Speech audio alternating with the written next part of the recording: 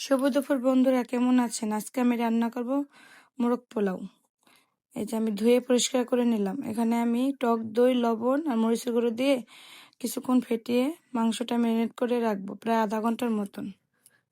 এই যে আমি ম্যারিনেট করে নিলাম। আর একটু বেশি সময় রাখলে হয়, কিন্তু আমি রান্না করবো এই জন্য কম সময় রাখলাম। এই যে আমি ম্যারিনেট করা প্রায় হয়ে গেছে। সাথে আমি এখন মশলাটা বেটে নিলাম। এই যে এখানে আমি আদা রসুন বেটেছি, কাঁচামরিচ, বাদাম বেটেছি, পেস্টটাও কুচি করে কেটে নিলাম, মশলাগুলো রেডি করে নিলাম। এখন আমি পেস্টটা লাল করে ভেজে নেব। সাথে একটু ঘি দিলাম, এটার ভিতরে একটু ঘি দেওয়া লাগে। এই যে আমি একে একে মশলাগুলো দিয়ে দিলাম। এখানে দিয়েছি তেজপাতা, এলাচ বাটা। এখন আমি পেস্টটা লাল করে কিছুক্ষণ ভেজে নেব। এই যে আমার পেস্টটা ভাজ দিছি। সাথে একটু তেঁতুলের মাত করে নিলাম, তেঁতুলের মাতটা কিন্তু লাগে মোরগ পোলায়। এই যে আমি আদা রসুন বাটাটা দিয়ে কিছুক্ষণ ভাজা ভাজা করে নেব। এর সাথে আমি কাঁচামরিচ বাটাটাও দিয়ে দিলাম। এখন আমি মাংসটাও দিয়ে দিলাম। এটার সাথে টক দই, তো তার জন্য বারে বারে নাড়া দিতে হবে, না লেগে যাবে নিচ দিয়ে।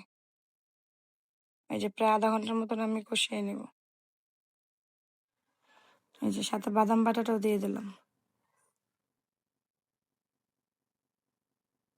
আবার কিছুক্ষণ ঢাকা দিয়ে রাখবো।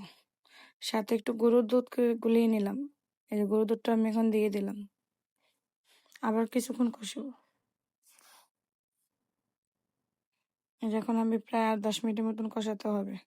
তেঁতুলের মাঠটাও দিয়ে দিলাম। প্রায় হয়ে গেছে। এই যে আমার মাংসটা কষানো হয়ে গেছে। এখন আমি পোলাওটা রান্না করব।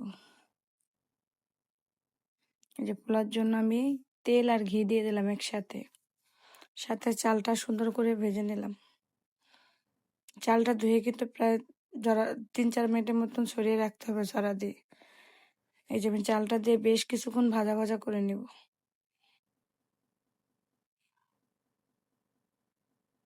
চালটা ভাজা ভাজা না হলে কিন্তু ভালো লাগবে না খেতে। মোরগ পোলাওটা ঝরঝরে হবে না। এই যে প্রায় 4-5 মিনিটের মতন ভাজে আমি পরিমাণ মতন জলটাও দিয়ে দিলাম।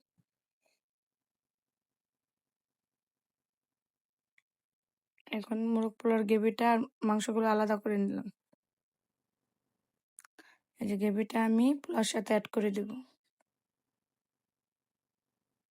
প্রায় 70% হয়ে গেছে। এখন আমি গ্রেভিটা দিয়ে কিছুক্ষণ ঢাকা দিয়ে রাখবো।